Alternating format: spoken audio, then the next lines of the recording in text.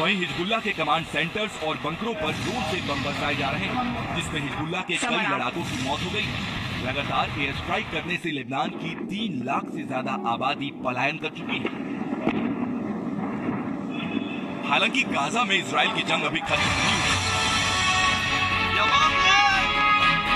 Israel के target पर अब हमास चीफ याह्या सिनवार है। 1 अक्टूबर को ईरान ने इजराइल पर मिसाइल अटैक किया।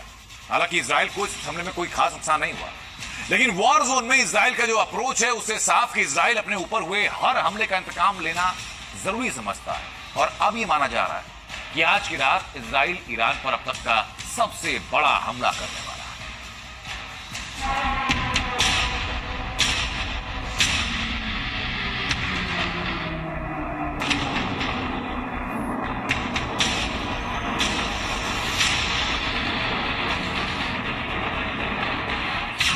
6 घंटे बाद ईरान पर फुल एंड फाइनल प्रहार।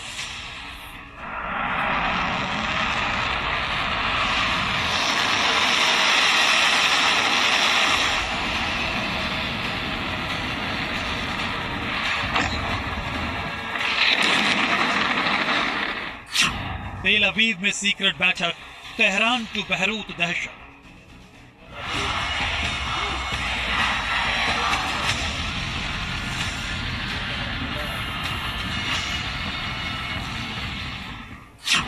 तीस मिनट वाला कॉल, सबसे विध्वंसक मिशन ऑन।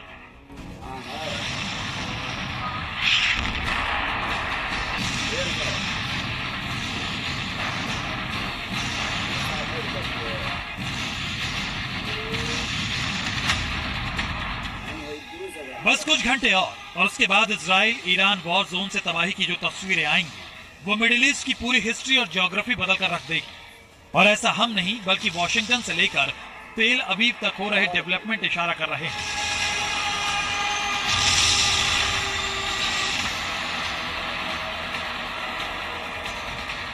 दरअसल अब से ठीक 240 घंटे पहले ईरान ने इजराइल पर अब तक का सबसे बड़ा अटैक किया था।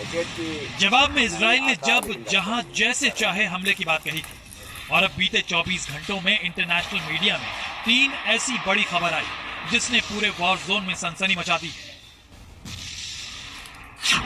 पहली खबर 30 मिनट लंबे फोन कॉल। दूसरी खबर नेतन्याहू के सीक्रेट मीटिंग की। और तीसरी खबर इजराइल के रक्षा मंत्री का स्टेटमेंट। तो अब सवाल है कि आखिर एक कॉल, एक बैठक और एक स्टेटमेंट में ऐसा क्या है जो दुनिया की जियोपॉलिटिक्स को बदल सकता है।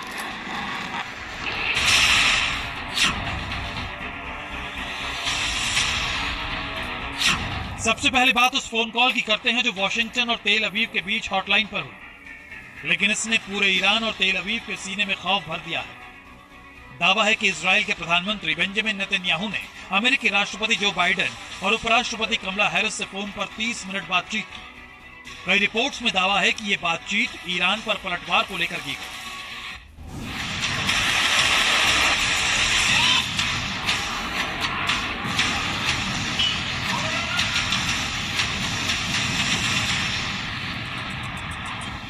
अमेरिका ने पहले भी साफ किया है कि इजराइल को ईरान के तेल ठिकानों पर हमला करने का पूरा अधिकार है। और अब ये कयास लगाए जा रहे हैं कि अमेरिका, ब्रिटेन सहित कई पश्चिमी देशों ने ईरान पर हमले की हरी झंडी दे दी।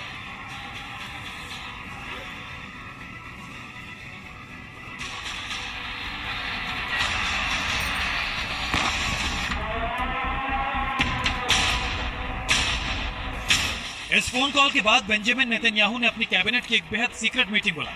दावा है कि इस बैठक में ईरान पर पलटवार को लेकर वोटिंग हुई, जिसके जरिए तय किया गया कि आखिर इजराइल ईरान पर किस तरीके से पलटवार करेगा।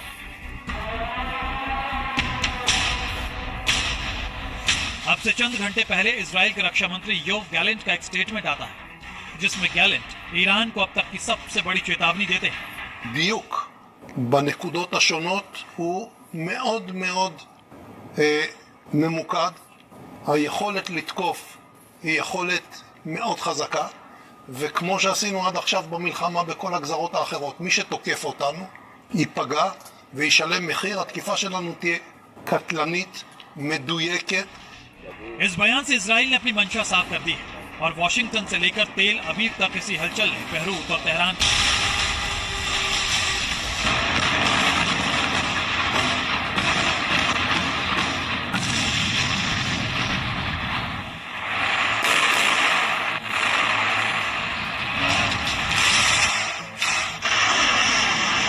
We took out thousands of terrorists, including Nasrallah himself, and Nasrallah's replacement, and the replacement of his replacement.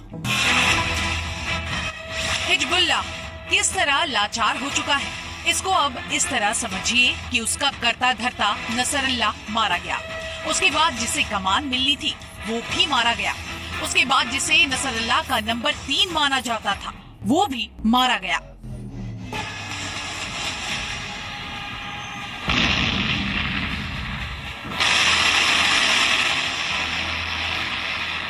Hezbollah Israel से युद्ध में इस कदर कमजोर हो चुका है कि जिस कमांडर को कमान मिलती है इजराइल उसे चुन चुन कर मार डालता है।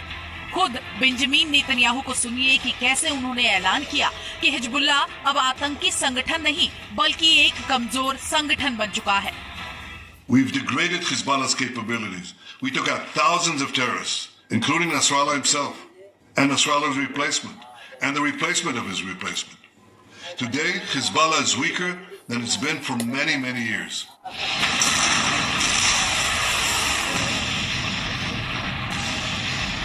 इजराइल ने ये हमला 4 अक्टूबर को बेरूत में किया था, जिसमें सैफुद्दीन के मारे